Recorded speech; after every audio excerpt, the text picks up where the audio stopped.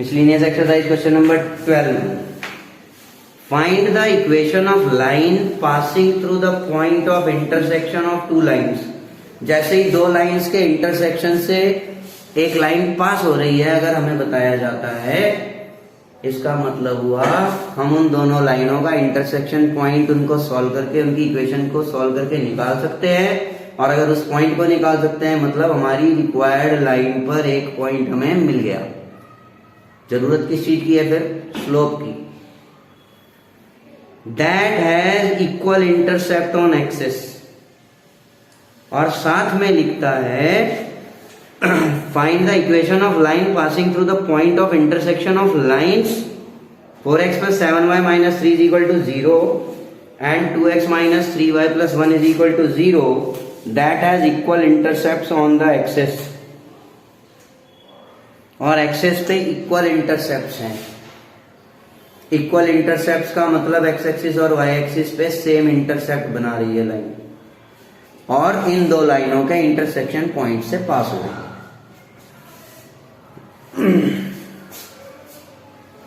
तो पहले इन दोनों लाइनों की इक्वेशंस को सॉल्व करेंगे। ये हमने सॉल्व करके निकाल लिया दोनों लाइनों का गिवन लाइन का इंटरसेक्शन पॉइंट, और वो पॉइंट उस लाइन पर भी है। अब रिक्वायर्ड लाइन एक्सिस से इक्वल इंटरसेप्ट बना रही है, इसलिए हम इंटरसेप्ट फॉर्म यूज करें लाइन की। अब अगर इंटरसेप्ट फॉर्म यूज की, इक्वल इंटरसेप्ट्स हैं, तो दोनों इंटरसेप्ट a = b होंगे। दोनों इक्वल होंगे तो x/a + y/a = 1 लिख सकते हैं। थोड़ा और इलेबोरेट कर भी सकते हैं इसको, x + y एलसीएम आया, इधर क्रॉस मल्टीप्लाई कर दिया। ठीक है। x और y की वैल्यू, क्योंकि लाइन पे ये पॉइंट है 1/13 5/13, तो 1/13 + 5/13 = a = 6/13। therefore equation of line is, इसमें वापस रखते हैं हम एक ही value, x + y = 6/13, 13x + 13y, 6 इधर आ जाएगा, -6 = 0। Question number 13, show that the equation of the line passing through the origin and making an angle theta with the line y = mx + c। एक line origin से pass हो रही है, line पे point मिल गया 0 0। Line की इक्वेशन में x1 y1 की जगह पर 0 0 रख देंगे, स्लोप चाहिए। Line is making an angle theta, line एक एंगल बना रही है थीटा, किससे? Given line y = mx + c से। तो y = mx + c से अगर एंगल है तो इस लाइन का स्लोप m हो गया, इसलिए हमने हमारी रिक्वायर्ड लाइन का स्लोप m1 ले लिया। अब दो लाइंस हैं, उनके भी इनके स्लोप्स हैं और उनके बीच एंगल है, तो ये फॉर्मूला रिलेशनशिप बताता है जो हमने यहाँ पे अल्फा पढ़ा था अपनी एनसीईआरटी की बुक में। तो यहाँ थीटा हो गया, m1 ही रख लिया हमने, m2 की जगह m ले। अब इससे m1 की वैल्यू निकलेगी, स्लोप आ जाएगा, पॉइंट गिवन है लाइन पर, इक्वेशन बन जाएगी। हमने क्या किया, मॉड्यूलस का साइन हटा, ± tan θ = m1 - m/1 + m1n। By cross multiplication ± tan θ, 1 से मल्टीप्लिकेशन हुआ, plus m1m ± tan θ = m1 - m। ये m1 इधर आया, ये इधर ले जाए, m इधर, m ± tan θ = m1। ये वैल्यू हमने उधर ट्रांसफर की, तो पॉजिटिव नेगेटिव में, नेगेटिव पॉजिटिव साइन में चेंज हो गया, m1m tan θ। m1 कॉमन निकाला, 1 - m tan θ अपॉन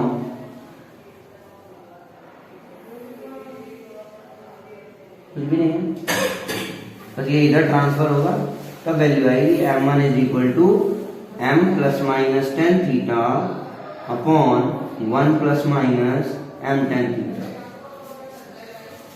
ये स्लोप आ गया हमारी रिक्वायर्ड लाइन का।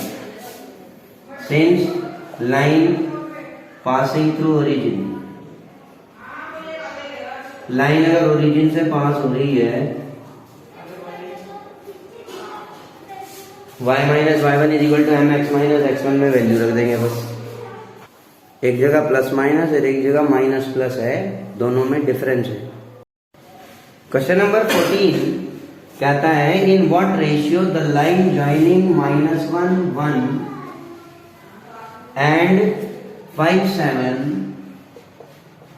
इज डिवाइडेड बाय लाइन, से ये लाइन है x plus y is equal to 4। सीधा सीधा क्वेश्चन है, 10th लेवल पे हम करते हैं ऐसे क्वेश्चनों को। दो पॉइंट्स को ज्वाइन करने वाले लाइन सेगमेंट को एक लाइन किस रेशियो में डिवाइड कर रही है, let the ratio is k:1। Section formula लगाया मैंने, ये इंटरसेक्शन पॉइंट निकाल लिया, क्योंकि ये पॉइंट इस लाइन पर भी है इसलिए ये पॉइंट इस लाइन को सेटिस्फाई करेगा। मैंने एक्स वाई की जगह कोऑर्डिनेट रख दिए जो k की टर्म्स में नजर आएंगे, सॉल्व कर दिया, k की वैल्यू आ गई, रेशियो आ जाएगा। ठीक है, इसे आप स्वयं करेंगे। Question number 15 find the distance of line 4x plus 7y plus 5 is equal to 0। इस लाइन का डिस्टेंस निकालना है। 4x plus 7y plus 5 is equal to 0। ये एक लाइन है, सपोज ये इसका डिस्टेंस निकालना है फ्रॉम द पॉइंट। किस पॉइंट से डिस्टेंस, इस पॉइंट से डिस्टेंस 1 2 पॉइंट से ये P है, इस पॉइंट से डिस्टेंस निकालना है।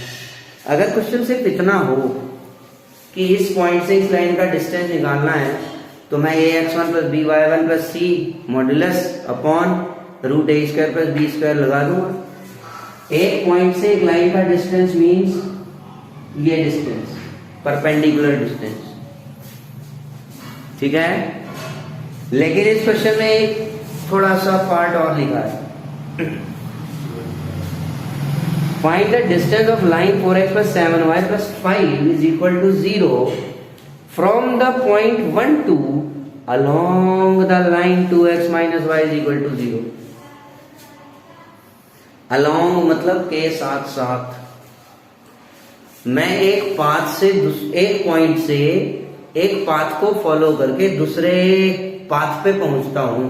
एक रोड से एक पॉइंट, रोड पर हूं मैं कहीं खड़ा हुआ, उस रोड से मैं दूसरी रोड पर पहुंचता हूं अगर, ठीक है, तो डिस्टेंस उस रोड के अलोंग मेजर करूंगा कि मैं कितना डिस्टेंस गया।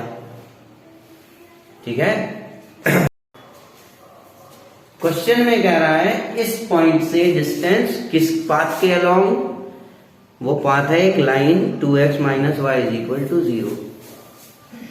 मतलब ये पॉइंट इस रास्ते के ऊपर होना चाहिए। रास्ते की इक्वेशन इस पाथ की 2x minus y is equal to 0।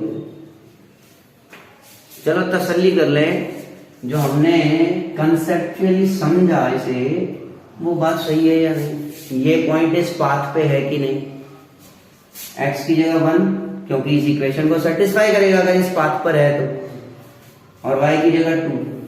Left hand side और राइट हैंड साइड इक्वेट हो रही है, 0 इज इक्वल टू 0। इसका मतलब ये पॉइंट इस पाथ पे है। मतलब हमने क्वेश्चन को सही जज किया कि इस पॉइंट से इस पाथ के अलोंग इस लाइन का डिस्टेंस निकालना है। ये पाथ इस लाइन को सपोज पॉइंट Q पे इंटरसेक्ट करता है, इसका मतलब हमें कौन सा पॉइंट चाहिए पहले, point Q, where Q is intersection point of these two lines. Solve कर देंगे दोनों इक्वेशन, इंटरसेक्शन पॉइंट आ गया, पॉइंट Q मिल गया, पॉइंट P मिल गया, तो distance formula root x2 minus x1 whole square plus y2 minus y1 whole square से distance आ जाएगा। थोड़ी सी क्लेवर कैलकुलेशन करें तो ये स्क्वायर करने नहीं पड़ते हमें लास्ट में। ये रूट आपने लिया 23/18 है, 18 9 2 18 होता है, तो 23/9 का स्क्वायर तो आपने कॉमन ले लिया, मल्टीप्लीकेशन में रह गया 1/2 का स्क्वायर +1 का स्क्वायर। 23/9 का स्क्वायर का रूट निकल गया 23/9 स्क्वायर रूट। अब इसे सिंप्लीफाई कर सकते हैं आप, 23/9 स्क्वायर रूट 5/4, 4 का रूट 2 से आया 23/9 2 18 root 5, 23 root 5/18। Question number 16. Find the direction in which a straight line must be drawn through the point -1 2। एक स्ट्रेट लाइन -1 2 पॉइंट से किस डायरेक्शन में बनाई जाएगी, हमने रफली बना ली। अब ये डायरेक्शन निकालने के लिए एक्चुअली किसी भी लाइन का डायरेक्शन उसके स्लोप से ज़्यादा प्रिसाइसली हम बता सकते हैं कि भाई एक्स एक्सिस के पॉजिटिव डायरेक्शन से ये एंगल बनेगा, या किसी लाइन से एक्स एक्सिस से पैरेलल होगी, या परपेंडिकुलर होगी, या किसी और लाइन से पैरेलल होगी। इस तरह से डायरेक्शन बताया जा सकता है। So that its point of intersection with line x plus y is equal to 4, line x plus y is equal to 4 से इस लाइन का point of intersection इस पॉइंट से 3 यूनिट के डिस्टेंस पर है, ये क्वेश्चन कह रहा है। अगर हमें ये पॉइंट मिल जाए तो हम स्लोप निकाल पाएंगे। ये पॉइंट निकालने के लिए हमने क्या करा x plus y is equal to 4, x plus y is equal to 4 हमने इक्वेशन बनाई, इक्वेशन यूज की, x plus y is equal to 4 से y is equal to 4 minus x निकाल लिया। 4 minus x निकाला y की वैल्यू, तो point Q के कोऑर्डिनेट्स आ गए हमारे x 4 minus x। हमें लाइन की इक्वेशन की ज़रूरत नहीं जो पहले मैंने लिख दी थी कि पॉइंट है, स्लोप चाहिए। हमें लाइन की इक्वेशन चाहिए ही नहीं, इसलिए ज़रूरत नहीं है इस पार्ट की। तो x plus y is equal to 4, y is equal to 4 minus x, तो पॉइंट Q के कोऑर्डिनेट्स आ गए। Q के कोऑर्डिनेट्स आए x की टर्म्स में। अब दोनों के बीच डिस्टेंस 3 यूनिट्स है, डिस्टेंस फार्मूला लगाया। जब डिस्टेंस फार्मूला लगाया तो x की वैल्यू आ गई आपके पास 2, उसी से y की वैल्यू 2 आ गई। जब 2x की वैल्यू और 2y की वैल्यू आई तो डायरेक्शन PQ का डायरेक्शन निकालने के लिए हमने दोनों के स्लोप दोनों Q यूज़ करके P यूज़ करके स्लोप निकाले। स्लोप निकालने से हमारे स्लोप आ गए, जिससे स्लोप आता है 0, मतलब लाइन x एक्सिस से पैरेलल है, और स्लोप अगर नॉट डिफाइन आ रहा है मीन्स एक्स एक्सिस से परपेंडिकुलर है, या हम कह सकते हैं वाई एक्सिस से पैरेलल है। Miscellaneous exercise question number 17. The hypotenuse of a right angle triangle has its ends at the points 1 3 and -1 -4 1। Hypotenuse एक राइट एंगल ट्राइंगल की उसके एंड पॉइंट्स हैं 1 3 -4 1। Find the equation of legs of triangle, triangle की legs की equation बनाओ, question कहता है। तो सबसे पहले तो ट्राइंगल जो है हाइपोटेन्यूज बस गिवन है, हम एक्स एक्सिस वाई एक्सिस बनाकर देखें जरा हाइपोटेन्यूज के एंड्स कहाँ हैं अप्रॉक्सीमेटली। ये हमने बना लिया हाइपोटेन्यूज को। अब राइट एंगल ट्राइंगल, पहले इस चीज को समझें। जब हम एक सर्कल ड्रॉ करते हैं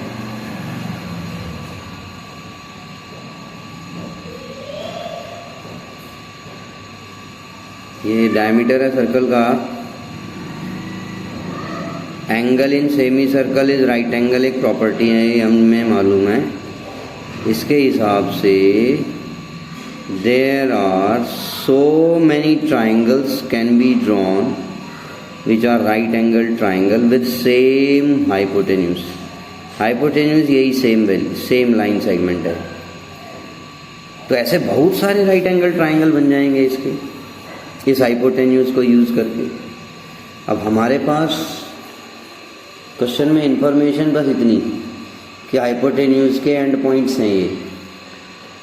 अब अगर साइड्स जो लेग्स जो हैं वो अगर इक्वल लेंथ के हों तो इक्वेशन बनानी पॉसिबल है। इस हाइपोटेन्यूज का स्लोप निकाल लेंगे, लेंथ ऑफ लेग्स अगर सेम है तो दोनों एंगल 45 डिग्री के होंगे। 45 डिग्री के होंगे तो एंगल से, और tan alpha is equal to m1 minus m2 upon 1 plus m1 m2 identity use करके हम स्लोप निकाल लेंगे एक एक लेग का। और एक पॉइंट गिवन है एक लेग पे, इस एक पे ये और एक पे ये पॉइंट होगा, तो दोनों इक्वेशन बन जाएंगी। लेकिन इस पर्टिकुलर केस में जहाँ कुछ और इन्फॉर्मेशन नहीं है, सिर्फ राइट एंगल ट्राइंगल की हाइपोटेन्यूज के एंड पॉइंट्स हैं, तो बहुत सारी अलग अलग इक्वेशन बन सकती हैं लेग्स की। तो कुछ पर्टिकुलर इक्वेशन ही बनाएंगे हम, और वो इक्वेशन हो सकती है कि अगर हम यहाँ से एक परपेंडिकुलर लाइन एक्स एक्सिस के पर दिखाएं, मतलब वाई एक्सिस से पैरेलल एक लाइन ड्रॉ कर लें और दूसरा लेग ड्रॉ कर लें एक्स एक्सिस से पैरेलल। तो सपोज ये पॉइंट सी राइट एंगल हुआ तो इस पॉइंट पर राइट एंगल जो हुआ, ये एक लेग हुआ ए सी।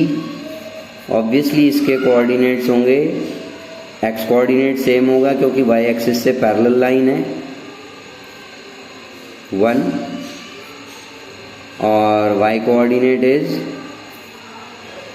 ये B C line segment x axis से पैरेलल है, इसका वाई कोऑर्डिनेट सेम होगा, ठीक है। तो ये भी हुआ 1। तो equation of leg parallel to x axis, x axis से पैरेलल अगर है इक्वेशन लेग, तो उसका y कोऑर्डिनेट फिक्स है, y इज इक्वल टू 1।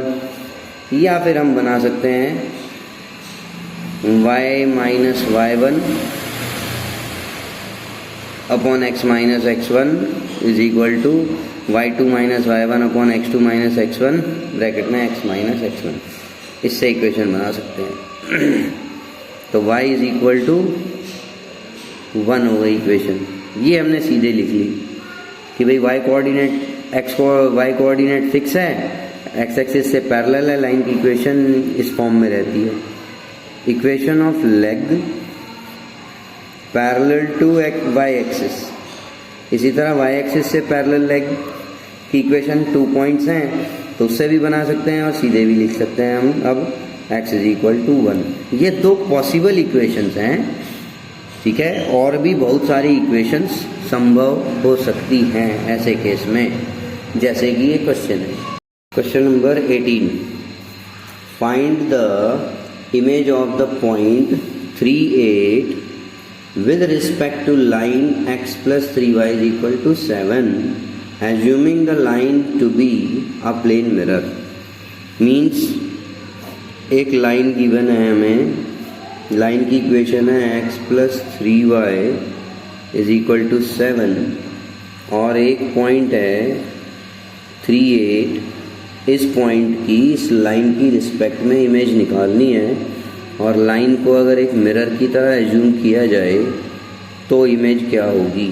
तो लाइन अगर प्लेन मिरर है तो प्लेन मिरर में इमेज की प्रॉपर्टीज़ जो होती हैं वो होती है कि जितना डिस्टेंस ऑब्जेक्ट का मिरर से होता है उतना ही डिस्टेंस इमेज का मिरर से होता है। इट मीन्स से Q is image of point P, then this point M will be the midpoint of PQ. अब what we need is, अगर 3 पॉइंट हैं, सेक्शन फॉर्मूला लगे या मिड पॉइंट फॉर्मूला लगे, तो 2 पॉइंट मालूम होने चाहिए, या हमें कोऑर्डिनेट्स मालूम होना चाहिए जिससे हमें वैल्यू मिल जाए। ये पूरा पॉइंट Q अगर निकालना है तो पॉइंट M की वैल्यू की जरूरत, पॉइंट M के कोऑर्डिनेट्स की ज़रूरत है हमें। पॉइंट M के कोऑर्डिनेट्स कैसे आएंगे? लाइन की इक्वेशन है, इससे लाइन का स्लोप आ गया।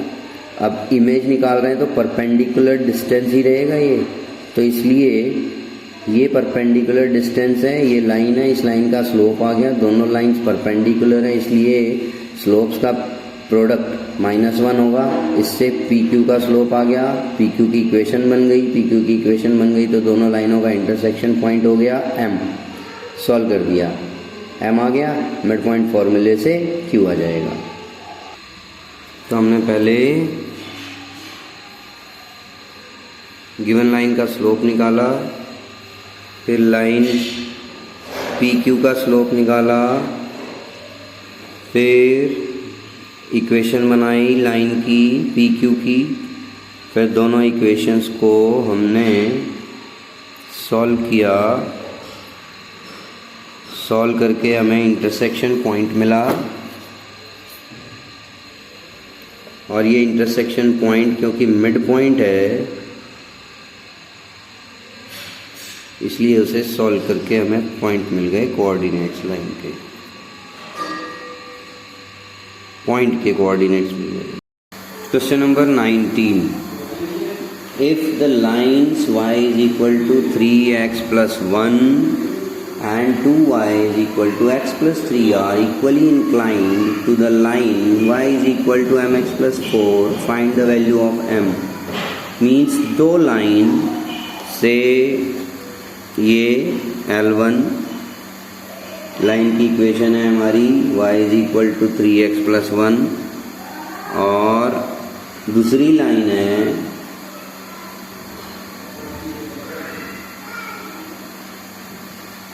से, चलो ये बना ली हमने L2, इसकी इक्वेशन हो गई 2y is equal to x plus 3। दोनों लाइन की इक्वेशन से ये, क्योंकि y is equal to mx plus 3 plus c की फॉर्म में लिखी हुई थी, इसलिए डायरेक्ट उससे ये हम स्लोप ढूंढ सकते हैं, बता सकते हैं 3। वैसे ही इसको कन्वर्ट कर लिया इसी फॉर्म में, स्लोप इसका आ गया हाफ। ये दोनों लाइन, क्वेश्चन कहता है एक लाइन से ये लाइन है L, y is equal to mx plus 4। इस लाइन से ये दोनों लाइन इक्वली इंक्लाइंड है, तो इस लाइन का स्लोप हो गया m। दोनों लाइन इक्वली इंक्लाइंड है, मीन्स ये एंगल और ये एंगल दोनों इक्वल है। अब ये दोनों एंगल हैं अगर सपोज अल्फ़ा, इस लाइन का स्लोप मिल गया, इस लाइन का स्लोप है, मैं दोनों में tan alpha is equal to m1 minus m2 upon 1 plus m1 m2 formula follow कर सकता हूँ। वैसे ही दूसरी लाइन में भी फॉलो कर सकता हूँ। क्यों? क्योंकि दोनों लाइन इक्वली इंक्लाइंड है, का मतलब हुआ दोनों लाइन सेम एंगल बना रही है। इस गिवन लाइन से सेम एंगल बना रही, दोनों एंगल्स की टेंजेंट सेम होगी। तो हमने क्या किया, दोनों लाइंस की इक्वेशन से फॉर्मूला फॉलो किया, tan alpha is equal to m1 minus m2 upon 1 plus m1 m2 formula follow करके हमारी m1 ये, अब दोनों में इक्वेट किया तो दोनों में मॉड्यूलस का साइन था, इसलिए यहाँ पॉजिटिव नेगेटिव साइन ले लिए। अब सिंप्लीफाई किया, एक बार पॉजिटिव साइन के साथ सॉल्व किया। इस स्टेज पे m square is equal to -1 आता है, जो पॉसिबल नहीं है, और फिर इसको लेके सॉल्व करेंगे तो वैल्यू आ जाती है हमारी m की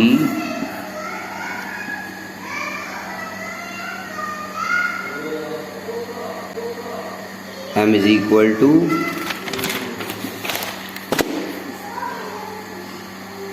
1 plus minus 5√2। Question number 20, if sum of the perpendicular distances of a variable point variable point P x y from the lines x plus y minus 5 is equal to 0 and 3x minus 2y plus 7 is equal to 0 is always 10 means एक point P का lines x plus y minus 5 is equal to 0 से distance formula लगाया हमने, निकाल लिया, ये distance निकल गया, पॉइंट P का लाइन से डिस्टेंस आ गया। वैसे ही उसी पॉइंट का दूसरी लाइन से डिस्टेंस निकाल लिया हमने।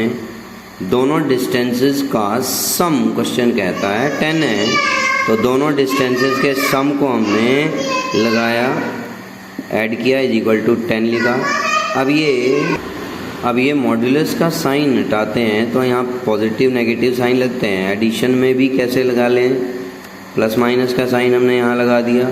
तो अगर सपोज यहाँ दोनों जगह यहाँ भी पॉजिटिव नेगेटिव वैल्यू, यहाँ भी पॉजिटिव नेगेटिव हो, तो भी यही वैल्यू देगा कि दोनों पॉजिटिव या दोनों नेगेटिव हो, तो एक पॉजिटिव एक नेगेटिव हो, तो इसी तरह का एक्सप्रेशन बनना है।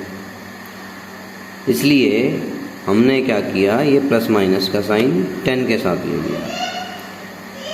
ठीक है, तो अब इस एक्सप्रेशन को हम सिंप्लीफाई अगर करते हैं तो हमें वैल्यू मिलती है √13 x plus y minus 5 plus √2 3x minus 2y plus 7 upon √26 is equal to plus minus 10। इसको और सिंप्लीफाई किया आपने तो ax plus by plus c is equal to 0 की फॉर्म में लिख लिया।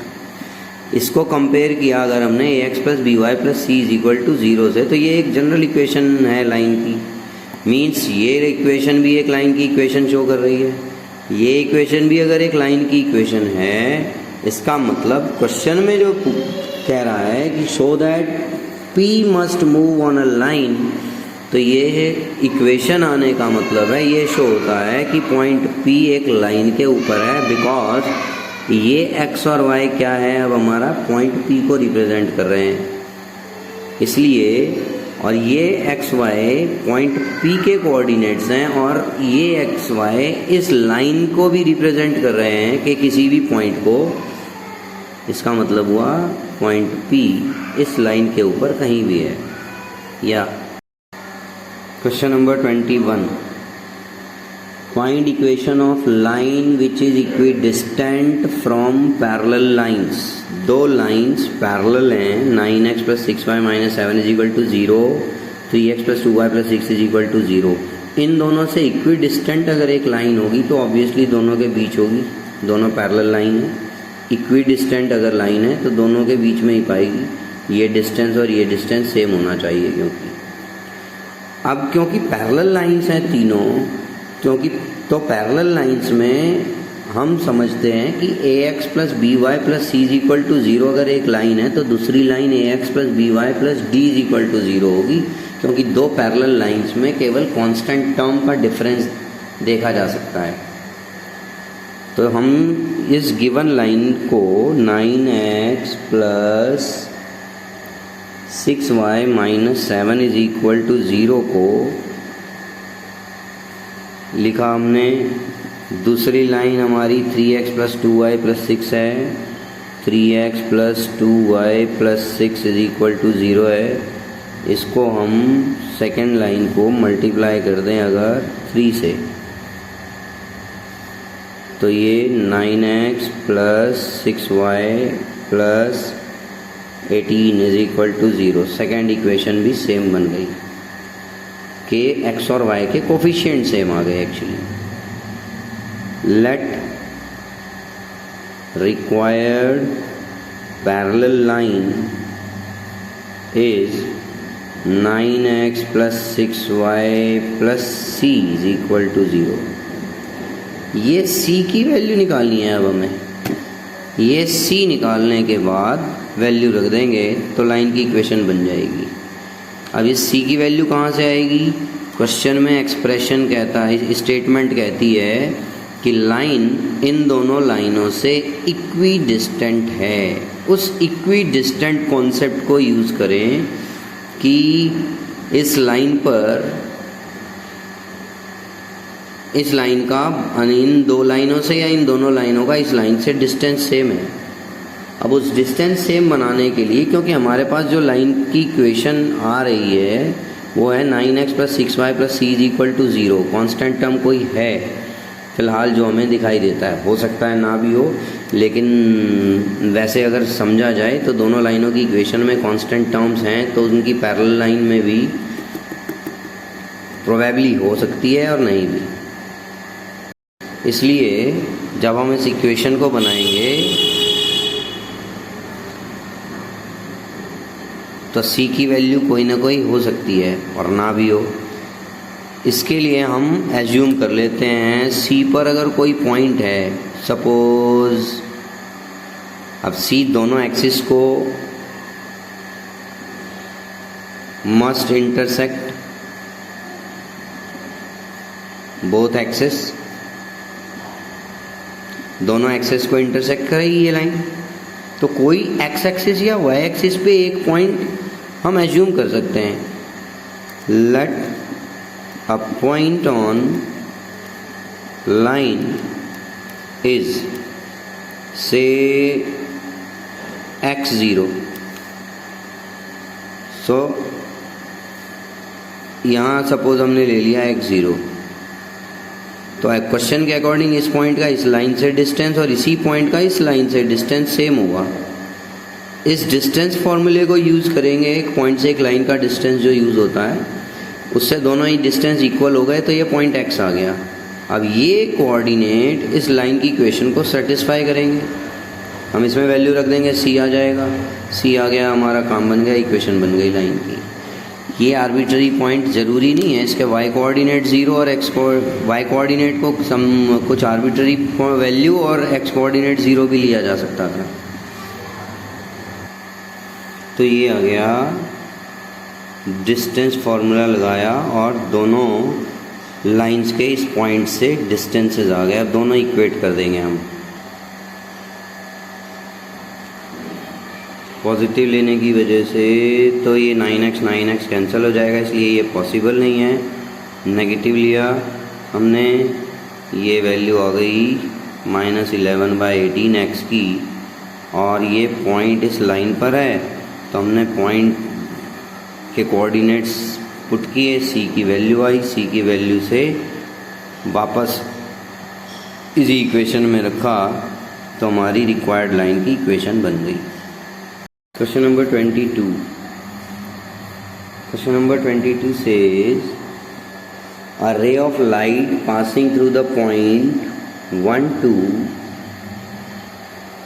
and reflects on x-axis at point A, and the reflected ray passes through the point 5, 3. Find the coordinates of point A. Point A के coordinate suppose x Y है, ये point P है, ये point Q है। तो अब एक रे, इंसिडेंट रे, एक रिफ्लेक्टेड रे और पॉइंट ऑफ इंसिडेंस के कोऑर्डिनेट्स निकालना है। एक्स एक्सिस पे पॉइंट है, तो ये वाई कोऑर्डिनेट भी 0 हो गया। चलिए ये भी हो गया, क्या बचा, अब ये x निकालना है, पॉइंट आ जाएगा। कैसे जाएं, स्लोप कॉन्सेप्ट से चलेंगे इस पे। Let slope of angle made by A Q with positive direction of x axis anticlockwise is theta. Point of incidence में हमने नॉर्मल बना ली, तो ये एंगल हो गया 90 - थीटा। अब ये एंगल 90 - थीटा है, तो लॉ ऑफ रिफ्लेक्शन से ये एंगल भी 90 - थीटा हो गया, ये एंगल भी 90 - थीटा हो गया। तो ये एंगल थीटा और ये सारा angle 90, whether you can do it by theta plus 90 minus theta plus 90 minus theta, या फिर 90 प्लस 90 माइनस थीटा, कुल मिला के 180 माइनस थीटा हो जाएगा। इसी को आप ऐसे कह सकते हो, ये थीटा है तो ये भी थीटा होता है। लॉज ऑफ रिफ्लेक्शन से जब हम इसे सिंप्लीफाई करके देखते हैं, ये भी थीटा है तो ये एंगल हो गया 180 माइनस थीटा। दोनों तरीके से सोचा जा सकता है। अब दोनों में स्लोप कॉन्सेप्ट यूज़ करेंगे और एक्स की वैल्यू निकलेगी तो कोऑर्डिनेट्स आ जाएंगे।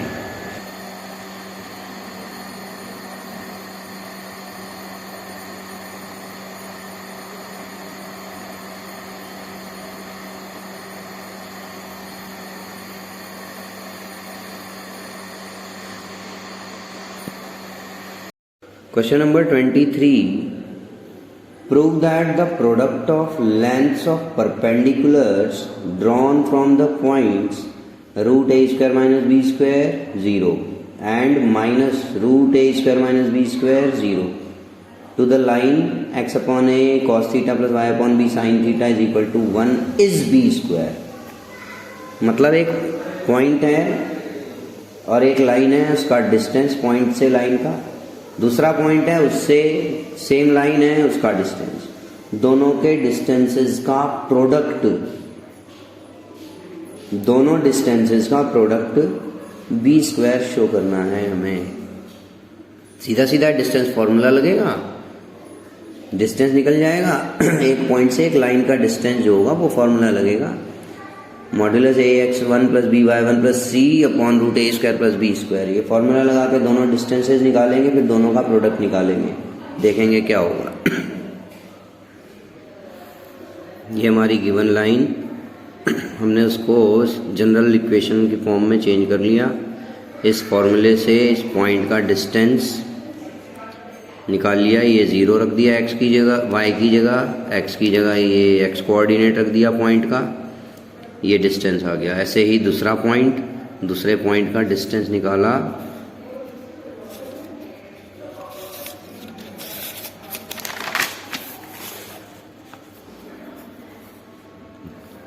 डिस्टेंस, क्योंकि परपेंडिकुलर लेंथ्स जो है उनका प्रोडक्ट क्वेश्चन कहता है ये है।